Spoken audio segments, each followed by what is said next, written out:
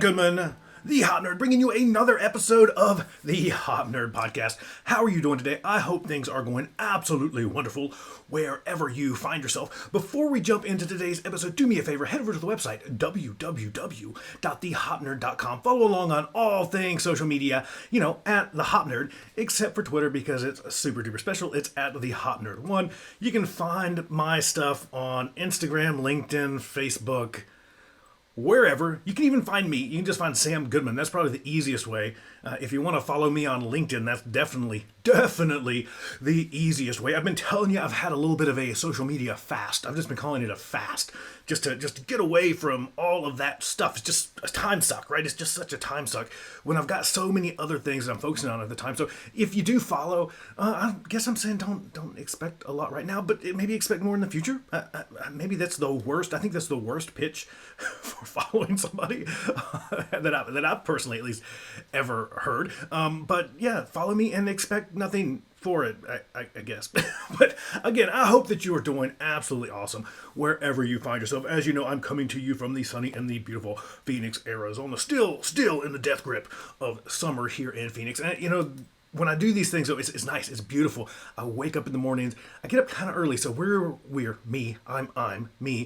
recording this. It's about 5:30 in the morning, so I get up around 4:45ish, 5 o'clock, something like that.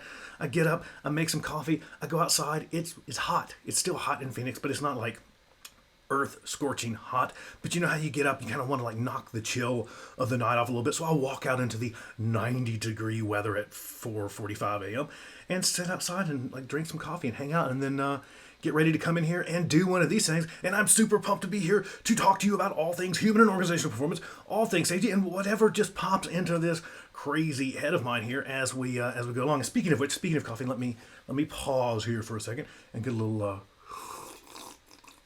It's early. You got to cut me some slack here. Hold on.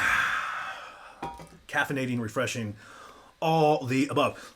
So, just to bring you up to speed, if you missed it, we are doing these things on video now as well. So I'm sitting here, I'm staring into the camera, I'm recording this thing, I'm sitting here, I'm looking off to the side, recording the audio of this independently as well. So if you're listening on just the podcast or whatever platform you listen to podcasts, and you want to maybe see my ugly mug while I'm sitting here talking to you, or if you just get bored, you can head over to YouTube, and watch a version of this podcast, and at least as many of these as I feel like doing. Let me say that. And speaking of the podcast and books and everything else that I've got going on, I've got this really wonky idea, and I want to share it with you, and then I promise we'll jump into some form of subject today. I don't really have much of anything prepared, as you know that I never do, and then we just kind of wing this thing, and whatever pops into my head we kind of chat about, and I don't know, I enjoy it, you seem to enjoy it, and that's what we'll do. But back to my wonky wacky idea. So I started writing another book. Yeah, I know, shocker, right? But after Ian and I wrote the last Safety Sucks book, so Safety Sucks, the Manifesto, which if you haven't checked it out, go check it out, along with the original Safety Sucks, the BS in the safety profession they don't tell you about, along with a couple other books that I've written. If you want to go find all those on Amazon, if you want to go find Safety Sucks, you can just go, again, just search it. Just search Safety Sucks or Safety Sucks, the Manifesto, etc. You can go find it on Amazon. It's a pretty easy find. But after we got done writing that, and that book just kind of, there was a lot of flow. Let's sound all artsy here. There was a lot of flow in that book. It just kind of came to us as we were sitting down and writing. And it wasn't, for any of my friends out there that do any writing, there's certain things that it just, you know what I mean by flow. You get kind of stuck, and it's almost like you have to force stuff out sometimes. And there was never any of that with this book. It just kind of went onto the paper, which was super cool. But as you know, and as I was kind of joking about, I've written quite a bunch of stuff over the past little bit, and it's just something that I enjoy. I just enjoy writing. So I've written quite a bench. I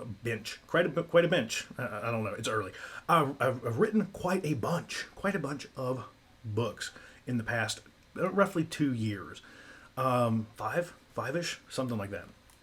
And as I was kind of joking with Ian, I'm like, dude, when this is over, as much as I've enjoyed this process, I'm going to take just a break. I think I'm going to take like a year or two off from just writing anything, just to not write anything, I guess, just to reflect, just to chill out, just to, I guess, form my thoughts, just to kind of let this stuff kind of soak out there a little bit that we put out.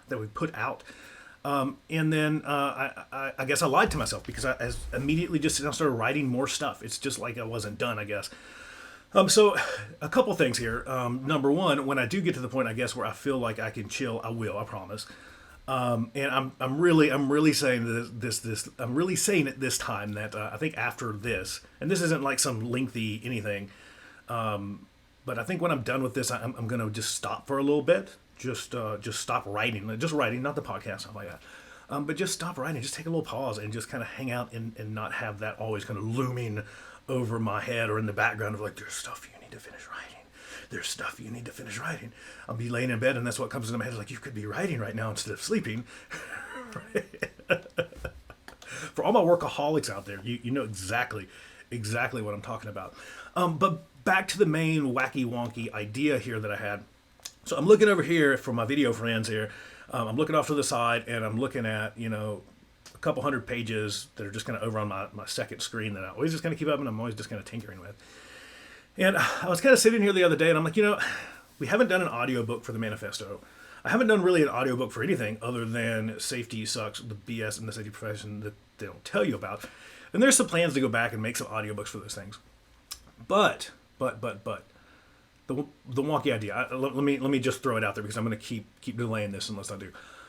The wonky idea is this: is once this book is in a state of readiness, once it's prepared to be published, I think I'm going to release the audio version here on the podcast for free. Yeah, weird, right? Weird. For whatever reason, I feel like that's something cool to do. I think that would be neat to go through, in an episodic fashion of just through the chapters, and release the audiobook. I think that would be a really neat way to bring value to you as the listeners, to share with you something that I've created. And I don't know. I just think it would be neat. I think it would be neat to get your feedback in real time, kind of as the chapters come out week after week. And I think that's how it would happen. We would probably just do it over so many weeks of the podcast. And put out those episodes. Again, one episode, one chapter, and just work it all the way through to the end. And I think the main thing here is what I'm going to say is this, is that if you enjoy it, and I don't know when this is exactly going to happen. I've got a couple more chapters I've got to write. I've got some proofreading that's got to happen. I've got some other stuff that's got to happen. But as soon as I get it into a certain state of readiness, I'm going to go ahead and start recording those episodes so that they'll be ready. But I think once they start coming out, once you get to the end of it, I want to hear from you. I want to hear from you what you think about it. And then if it's something that did bring value to you, if it's something that you did enjoy, then I would encourage you to head over and buy the paperback. And if you don't want to buy the paperback, that's cool too. If you didn't like it, definitely don't buy it. That's that's rule number one. But if you do like it, if when all this does happen, and if you did like it, if you did enjoy the book, if it did bring you some value, and if you do have a couple free dollars laying around and you would like to show some support for the book, for the podcast, for everything that I've got going on over here, you would be able to head over to Amazon and then pick up the book. I think that's just going to be really neat. It's a really cool way to get the book out to a lot of people. It's a really good way to get the book out to all of you folks that are always on here, always listen to the podcast. It's something that I can give you. That's just me giving you that just because I appreciate you. I think that's awesome. I think that's just an awesome way to get that work out there. And then again, if it's something that you do enjoy, if it's something that you do have a few extra quarters laying around and you want to show some love and support, you'd be able to head over and then pick up the book. I'm not putting a date on this because I don't know yet. I don't know exactly when this is going to happen. I just wanted to share with you because it's going to be sooner than later and something for you to be on the lookout for. And as always, the books that I put out there are always going to be modestly priced, basically as low as I can put them, to justifiably put them. And it'll be available somewhere in like the $15 range, $15 to $20. Which is not easy to say in the world of safety books nowadays. If you've been on Amazon, holy cow!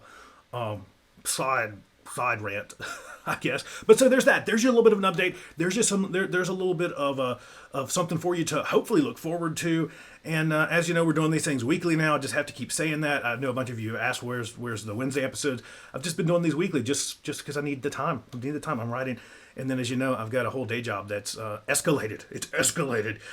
So I'm super busy with all of that stuff too. And then traveling. For my video friends, you can see my sweet Tennessee shirt. As you know, we went to Tennessee. We celebrated Avery's birthday. We went and got a cabin, stayed in the mountains, did the whole Dollywood theme park thing, did all that fun stuff. And it was just an absolute blast. Got to reconnect with some family from back east. And most importantly, got to celebrate Avery's awesome 7th. She's freaking 7. How does that happen? I never believed that before I became a parent, that that it flies by, because when you're a kid, it does not feel like it flies by until, you know, you're well into adulthood and you're like, holy cow, that flew by. But yeah, it's insane. It's insane to look at her and see that she's almost as tall as me, and I'm pretty short. Let me say that I'm a pretty short person, but to see that she's almost as tall as me, she's almost as tall as Darrell, it's crazy. She's 7. She's 7. But there you go. There's the quick life update. I'm gonna sneak in another quick little sip of coffee there as we continue on to the subject. And I think something that I want to talk about today is assumptions a little bit. And I know this is like beating a dead horse somewhat, because we talk about it all the time around these here parts. But it's so important. It's so important as we move down this path of trying to better our organizations. Betterment only grows out of the creation and maintenance of better assumptions, right? You can't start with flawed assumptions and expect good things to grow out of it. And maybe that's not completely true, because you just start with flawed assumptions and maybe have some good byproducts, right? But it's never going to get you where you want to go, right? And so you know the assumptions that we start with. We've frequently started with around the world of safety and health within our organizations. We almost have always, for at least as long as I can remember, started with assumptions that sound like stuff like this. That sounds like, all accidents are preventable. We start with stuff like prevention is the only way to create safety. Prevention above all else. You know the list, right? You know the list. I mean, we can kind of rattle off stuff here that's more around. I'm kind of shying away from saying traditional safety, because I think that there's nothing wrong with some traditional elements, and I'm not trying to get into a side rant here, but just to try to minimize any of the continued battle around new view versus old view. I've just been kind of calling it just old school safety stuff. And old school, not in the good way, right? When I say old school, I'm talking about those elements of traditional safety that are just not so great, right? That we just know are not so great. And just exactly like these assumptions that we're chatting about right now. Prevention is king, right? Or queen. Prevention is queen. How about we just say that? Prevention is queen. And all the other little bits and pieces of that, right? That bad things happen to bad people, right? That if you just followed the rules better, if you just paid more attention, if you were just a better employee, then, ultimately the bad stuff that happens at our job sites wouldn't happen, right? All of that stuff, that little bad things lead to big bad things in the future. So we need to minimize said little bad things. And then that just kind of spirals out of control all the way back down into trying to manage behavior, because ultimately we view behavior as causing close calls, good catches, near misses, that kind of stuff. And then if we can prevent those close calls, and then we can, through the modification of behavior, the control of human behavior, then we can ultimately stop first stage, and then we stop first stage, and we can ultimately stop recordables, and we stop recordables, we stop lost times, and we stop lost times, and we stop fatalities, right? We do that hard enough, we'll get to the point of resurrecting the folks that we've killed so far in our industry, right? If we get that good, and we'll go beyond zero, right? And all of that stuff. We start with those assumptions, and then we're at the point now to where we've kind of been left scratching our heads going, well, I've been doing it harder. I've been doing it faster. And nothing's really changing. Like things have probably gotten better. And that's that's one of the more interesting parts about those assumptions, is a lot of those assumptions are maybe hold some partial truths, right? Maybe they hold some partial truths. And what I mean by that is that they've worked good enough, right? They've worked good enough to at least be accepted by the vast majority of industries, companies, managers, leaders, and safety practitioners for a very long time. They've worked good enough. Like, they probably have had some positive benefit. I'm not saying that the positive has not been outweighed by the negative side effects of a lot of those approaches, but they probably have had some positive benefits. Over the course of time, occupational fatalities have been significantly reduced, right? Over the course of time, like maimings, blindings, amputations, like a lot of that really gnarly stuff has been significantly reduced. If you look back over kind of the history, and I'll say the history of occupational safety and health, at least here in the United States, stemming back to like the 70s, if my safety schooling is working here. I try to forget a bunch of that stuff. Just saying. but if it's working correctly, right back to about the mid 70s when we actually started measuring a lot of this stuff. So on paper, things have gotten better, and we've kind of hit that dreaded plateau, right? So we're in that plateau space. And now that we're at the plateau, we're kind of saying, well, we just need to do more of that because this works so good. It's worked so good. And that's the problem with starting with flawed assumptions, is they will take you so far and you will feel like they're working. And they probably will work to a certain extent. But then you're going to get to a point to where they just don't work anymore. And that might be true with most of our assumptions. But that's back to the moral of this story, is we have to examine our assumptions. We have to look back and critically examine our beliefs, our thoughts, our systems, our processes. We can't just hold on to stuff as being these sacred, nearly sent from the heavens ideas. We pretend like this bias towards prevention has been around since the dawn of mankind. We pretend like this blame the worker mentality has been around since the dawn of mankind. And on all the above, right? All these assumptions, and they're just too sacred to ever challenge, to ever let go, that we dare not even speak negatively of them, or we shall be labeled as the uncaring, unintelligent few that have challenged all that which we know to be sacred and good within the world of safety. All of which is just horse shit, right? I mean, that's ultimately the nicest, most polite way that I can put it. At the point that we're at right now, we should be able to challenge and talk about anything. Everything. It's this. Everything should be on the table. Let me drink some coffee here. Everything. Everything should be on the table, open for discussion, ready for dissection and examination. Right? It should be everything on the table. So, we have to start to think through our assumptions.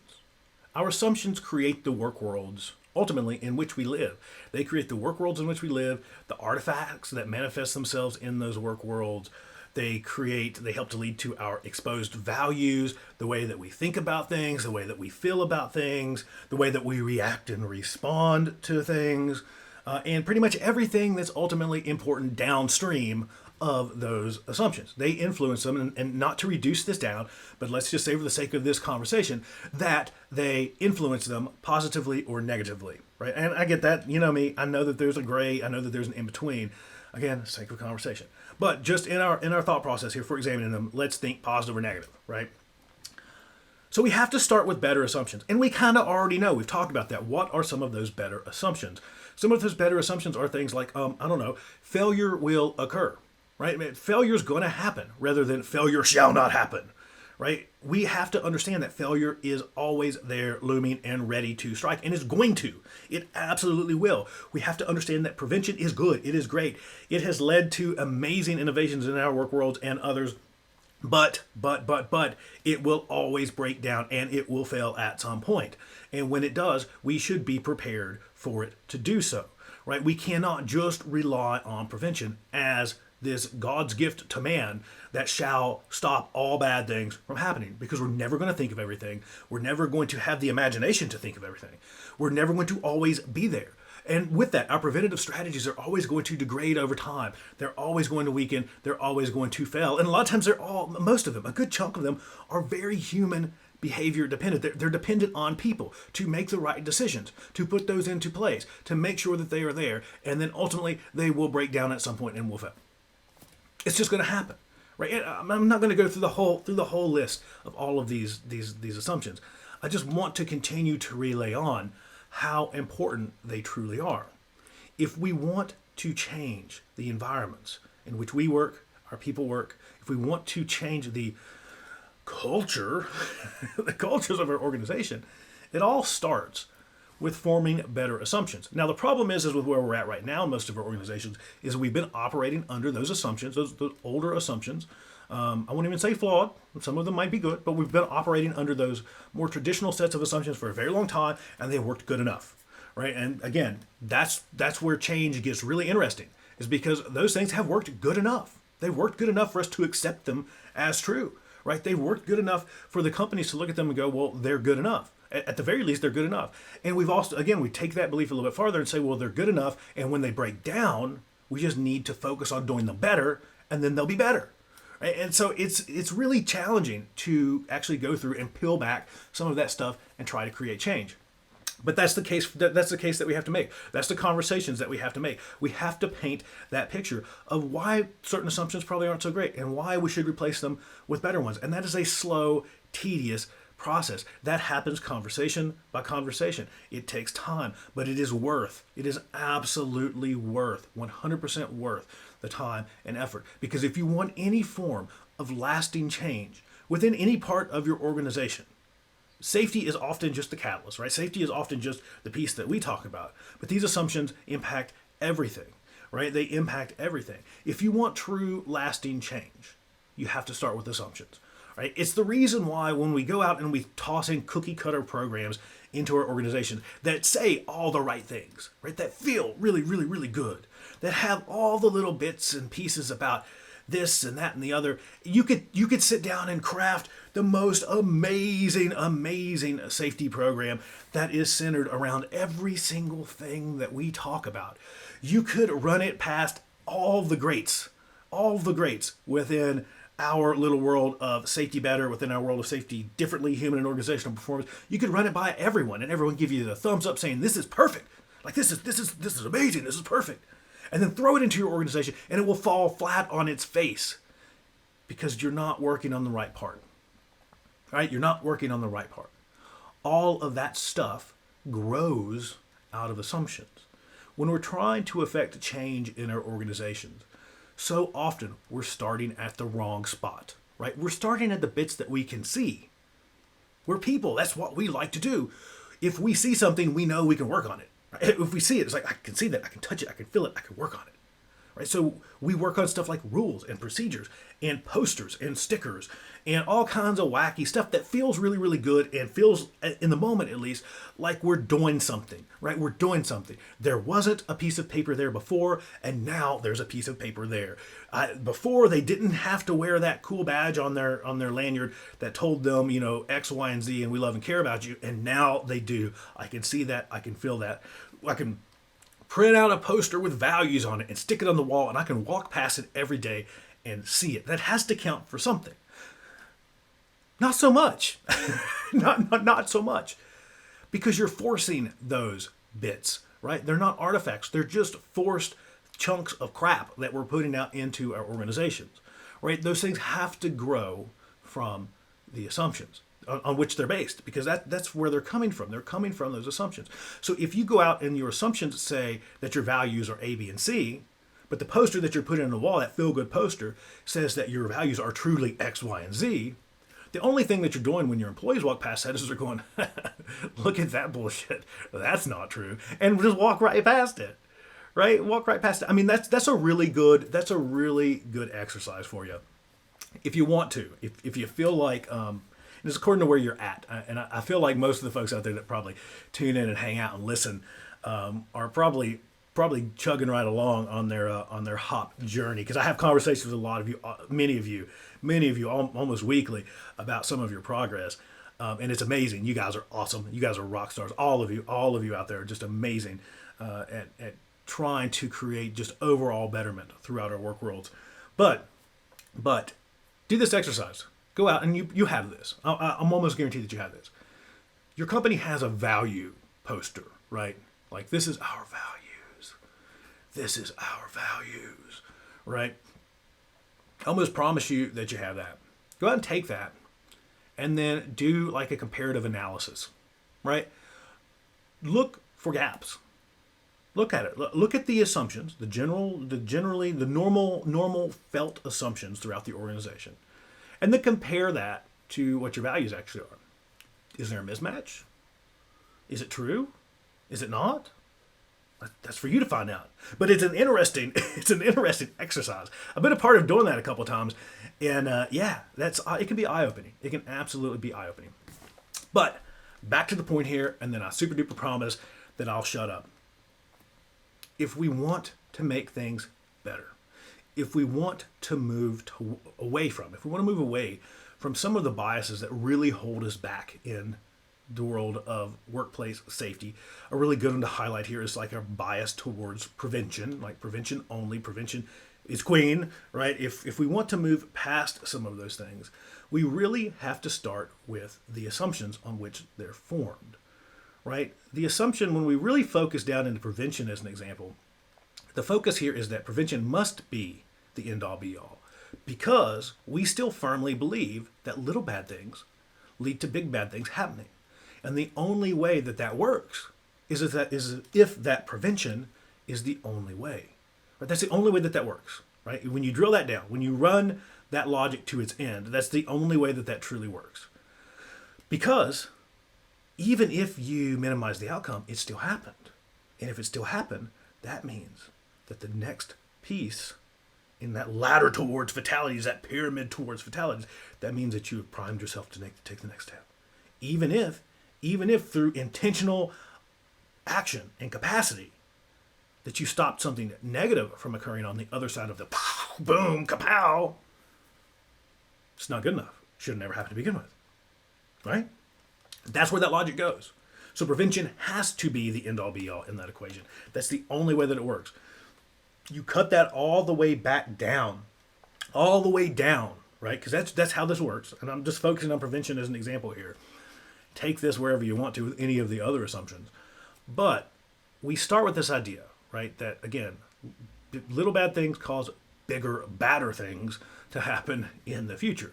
So if we want to prevent a fatality, we need to prevent lost times. And if we want to prevent lost times, we need to prevent those general kind of lower level recordables. And the only way that we prevent those lower level recordables is by completely preventing those first aids. And then the only way that we prevent those first aids is that we prevent close calls or near misses. And now we're going, well, holy crap, how do we prevent close calls or near misses? How do we do that? How do we do that? How do we do that? Oh my God. Oh, boom. Got it. Last frontier of safety betterment. We need to be able to completely control human behavior. We need to fix, excuse me, getting excited here.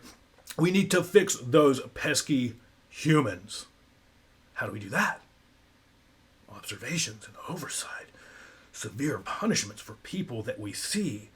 Oh, sticks and carrots, there we go. If we see good behaviors that we really like, we will positively reinforce them. And if we see behaviors that we do not like, we will give them a little zap to kind of correct that, right? There you go, right? all of that is birthed. All of that and more, that goes farther, but more. All of that is birthed out of the assumption that little bad things lead to bigger bad things happening in the future. Right? Again, prevention is not evil. Prevention has a lot of good. There's a lot of good there. But that extremely flawed assumption pushes us in the wrong direction, as all flawed or not so great assumptions typically do. So again, moral of the story. If you want to create lasting and positive change within your organization, anywhere within your organization, you have to start at the root. You have to dig down deep. You have to dig into the assumptions on which all the rest of that is built, on which all the rest of that stems from. That's how we get where we want to go. Again, it's going to suck. It's going to be hard, and it's going to take a long time because those assumptions have come from somewhere, right? They've come from somewhere, and they've usually popped up there for a reason, and they've lasted. They've stood the test of time because they were true enough, right? They worked good enough. They worked good enough for us to generally accept them as true. Just makes it a little bit harder, makes it take a little bit longer. But again, that's how we get to where we want to go. That's how we ultimately better our work worlds. That's how we better our work worlds in sweeping ways, rather than very targeted, oh, that form sucks, let's throw that away. Oh, all that will come. All of that will come. But you have to start with the assumptions. That's all I've got. What do you think about it? How are you enjoying the little video thing here? Is it okay, like staring at my ugly mug? You get to see my cool little coffee cup here for all the folks just listening on the pod. You don't get to see my really cool light blue Yeti cup here that I'm too cheap to buy one of these myself. I was gifted this by a friend. So there you go. I'll spend like a ton of money on a hydro flask, on like a water bottle. But I don't know, not so much on like a little coffee cup. But hold on. Again, it's early. You got to cut me some slack. You just know these things are completely raw, unedited. I literally record these, cut off in video or podcast. I cut off the beginning and the end. I throw on some music with the video. It's the same way. I cut off the beginning and the end. I trim it. I throw on some music, and boom, publish. That's how I like it. I hope you like it too. You're always getting the real me. You're always just getting raw, uninterrupted thought. That's it. That's it. Because the way that I'm viewing these things, the way that I've always viewed these things, is an open conversation between us, between friends, between people that are out here wanting to make the world a better place to work, to make work suck just a little bit less. And just with this general belief that nothing at work should really suck all that bad, especially not safety. So there you go.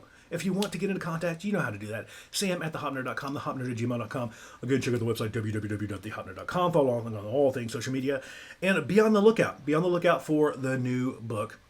Again, I'm going to be publishing the audio version of that here on the podcast. I probably won't do videos for that because it'll just be weird, me sitting here reading to you.